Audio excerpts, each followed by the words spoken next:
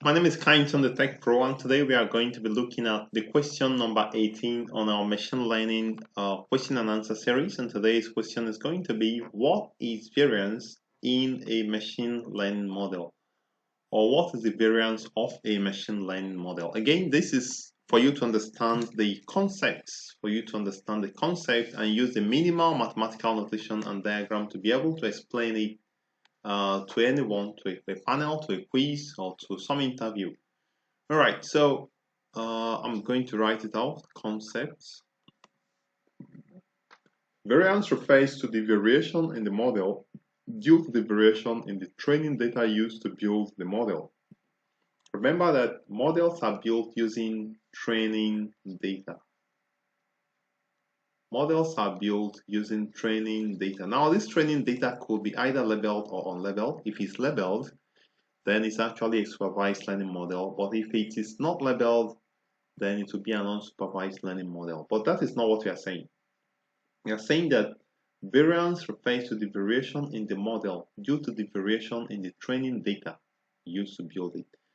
So remember that a model is simply kind of a simple form of a model is a model that maps x to y. So if you have x and y, x1, x2, x3, all the way to xn, you have y1, y2, y3, and so on. So you can actually have w as well. So it's not only, it doesn't end only with only x. We can have two of these variables, and these two variables, they are actually called predictor variables, or they are called the features or the predicate variables, or actually maybe in some other terms it can be called independent. So you can actually have w1, w2, w3, all the way to wn.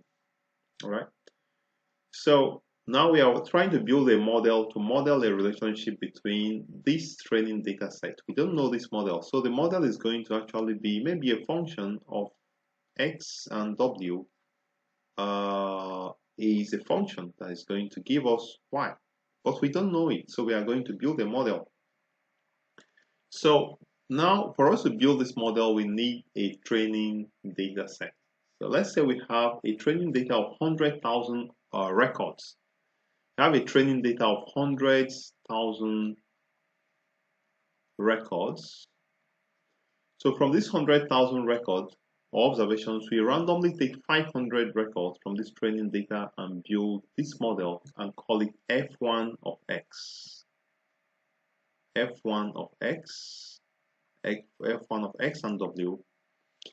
Now we take another 1,000 records observation and build a second model, f1 of x and w. So now if we have built these two models from this training data sets, remember they are coming from the same 100,000 training data set. So if we now apply f1 of x and w to calculate y1, what we are going to have is f1 of x1 and w1 will give us y1.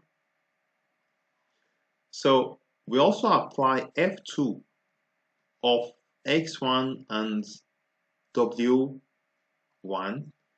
So now we are using the second model that we developed, right?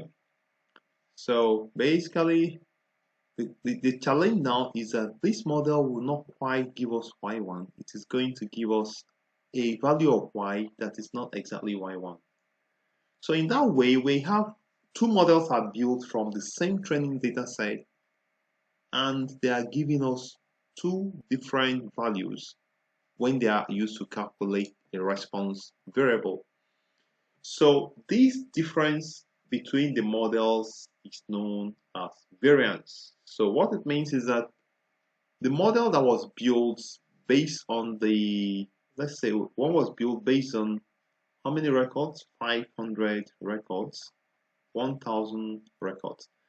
So this model F1 that was built based on 500 records kind of is closely modeling this 500 records. If it's too much variance, then it means that this F1 actually follows closely these 500 records, such that when you take out other sets of data outside these 500 records, then it is not able to generalize or be able to understand this data. So a model with high variance actually models the training data set that was used to build it so closely that it is not able to recognize new observations. So that is why in my website I've now explained variance to be variance. So loosely it is equal to F1 of whatever minus F2. So F1 minus F2, this gives the variance. So basically we're expecting that these two models should actually be the same, so because they are coming from the same training data, or maybe these two models should be very close together such that the variance should not be much. So the higher the variance, the more flexible the model and the more complex the model as well. The problem of too much variance is called overfitting. So I'm going to say too much variance is called overfitting. It's called overfitting. Overfitting. And too little variance will lead to too much bias. So the more you are increasing the variance, the more you are reducing the bias. So too much variance is going to lead to a problem called overfitting. So at some point, the variance has to not be increased too much, and it also not to be too small. And that is where the challenge of or the concept of bias variance trade-off comes in. I think that will be on question 20. For now, I'm going to stop here. And I'm going to thank you for viewing and also reminding you to subscribe to my channel so that you kind of motivate me and also get updates when a new lesson is made. If you have any challenge, any question, anything you'd like to let me know, leave it in the comment box below this video. Feel free to share this video around with your friends. Again, I remain Kind the Tech Pro, and I would like to thank you for viewing.